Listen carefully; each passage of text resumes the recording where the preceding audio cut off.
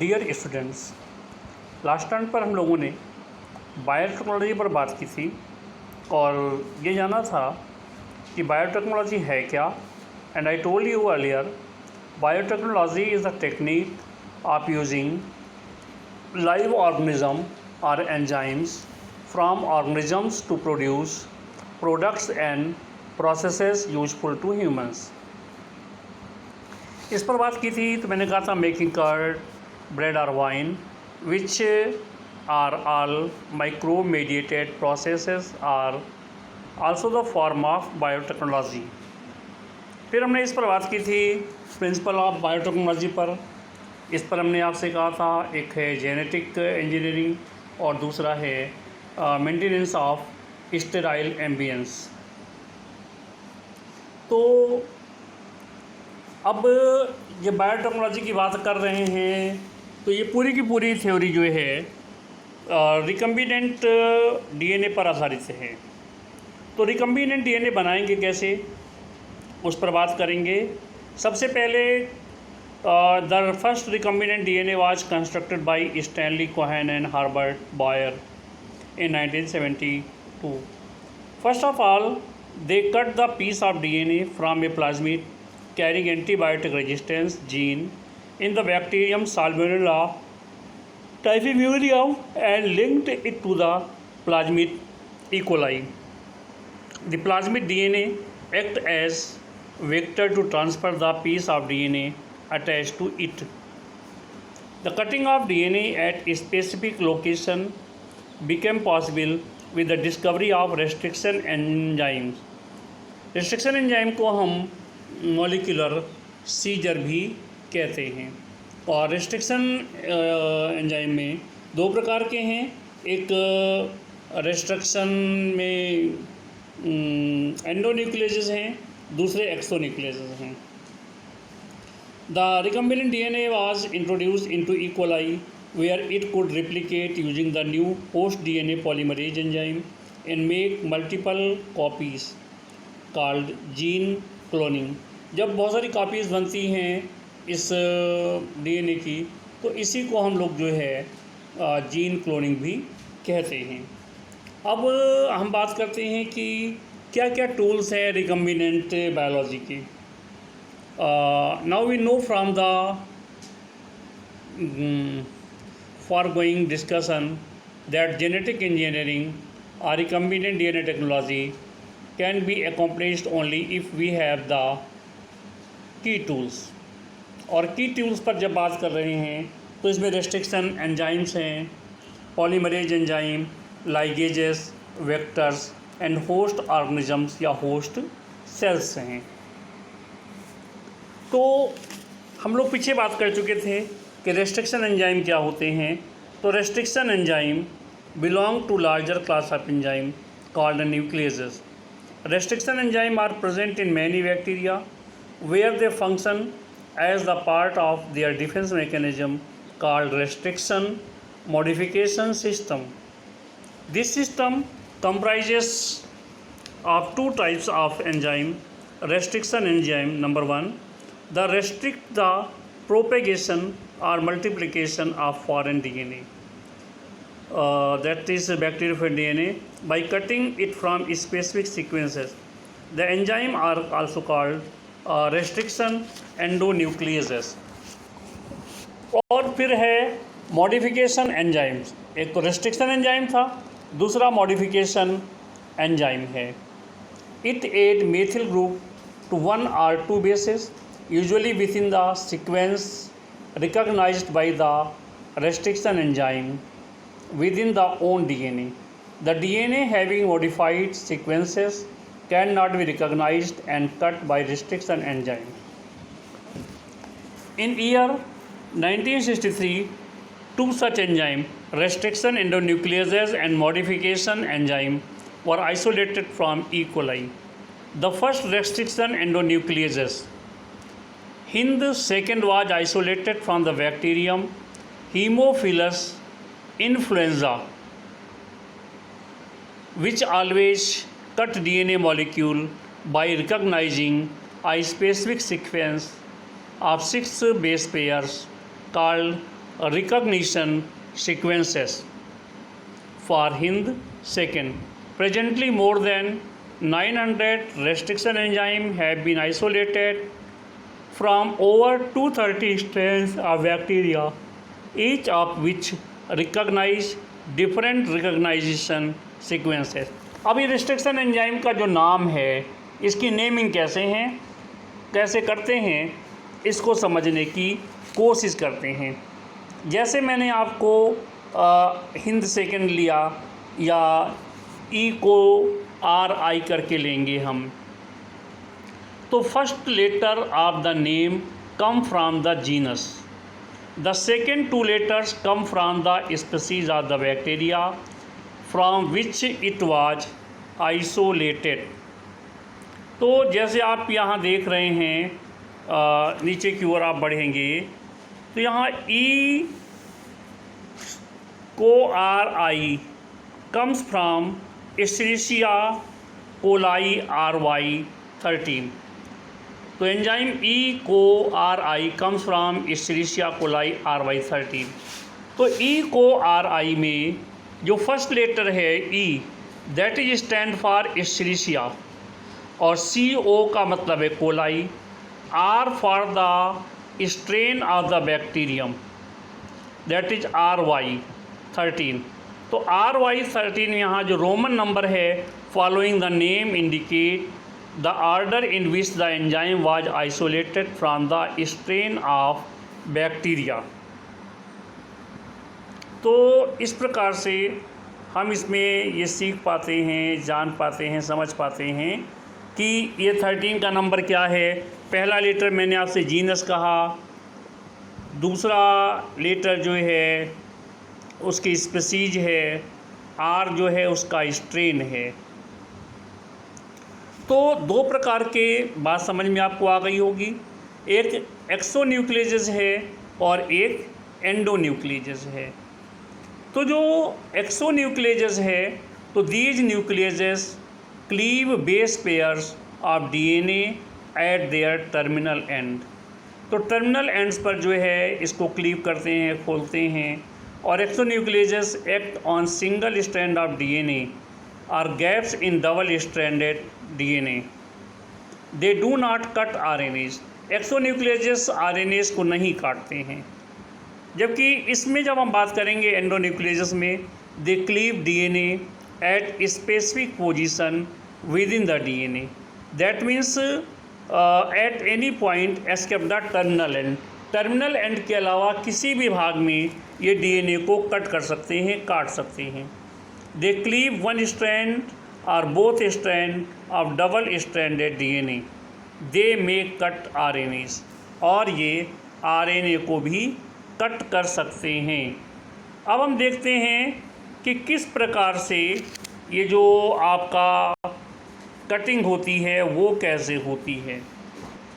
How do restriction endonuclease act. तुमसे कहा बेटा।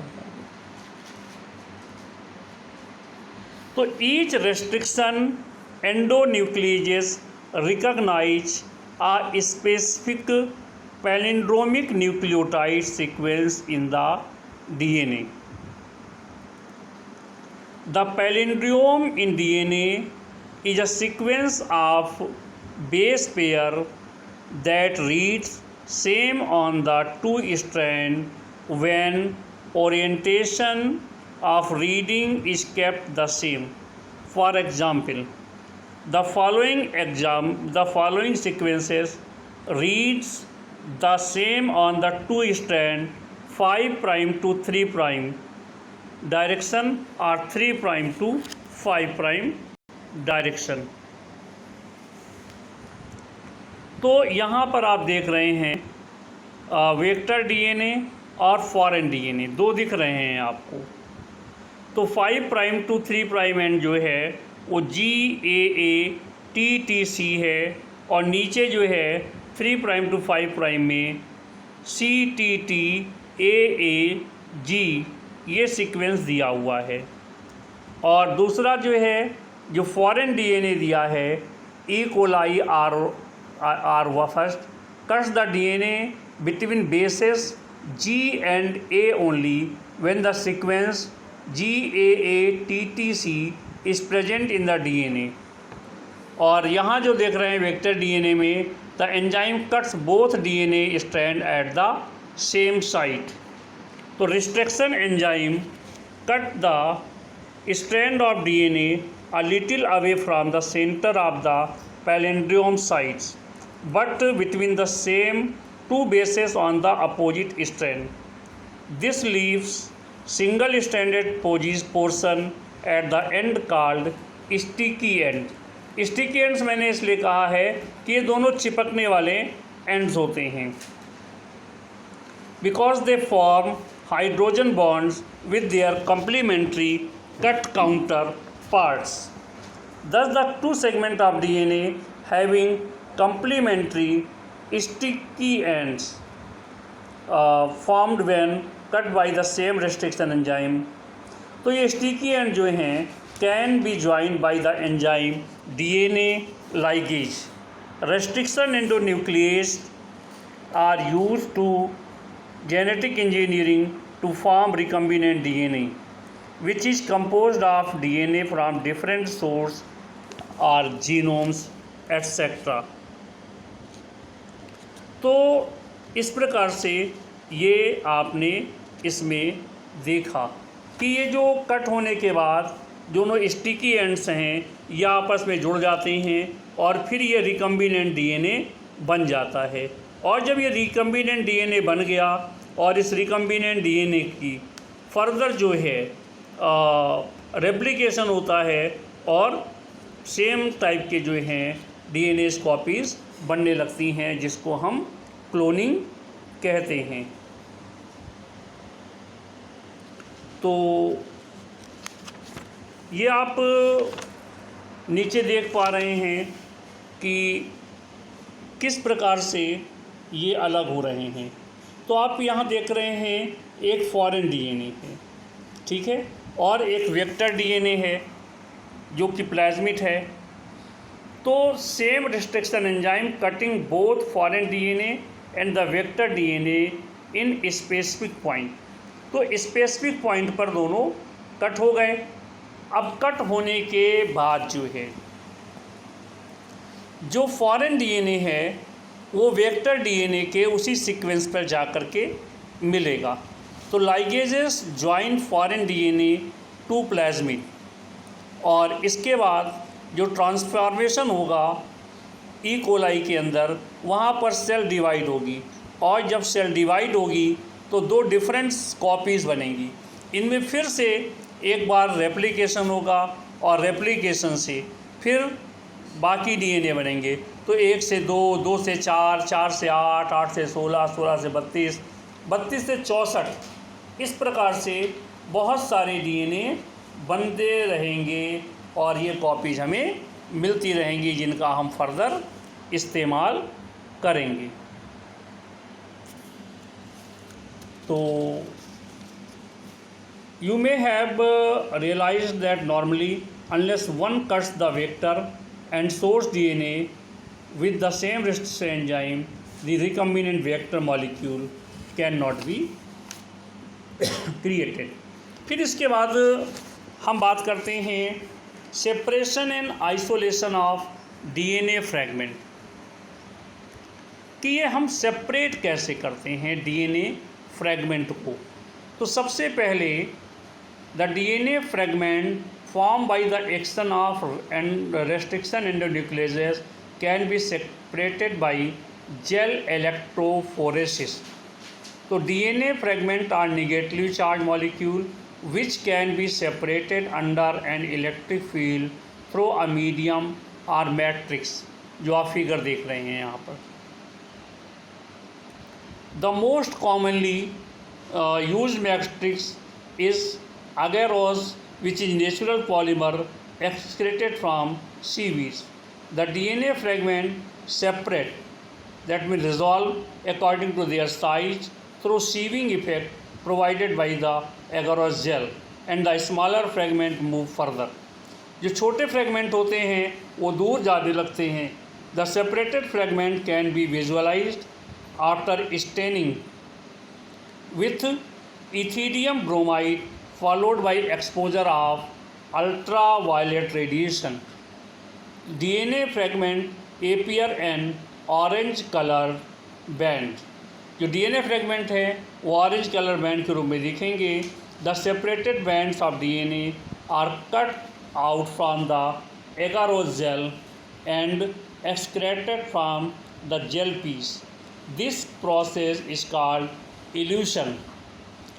The purified DNA fragment can be used in constructing recombinant DNA.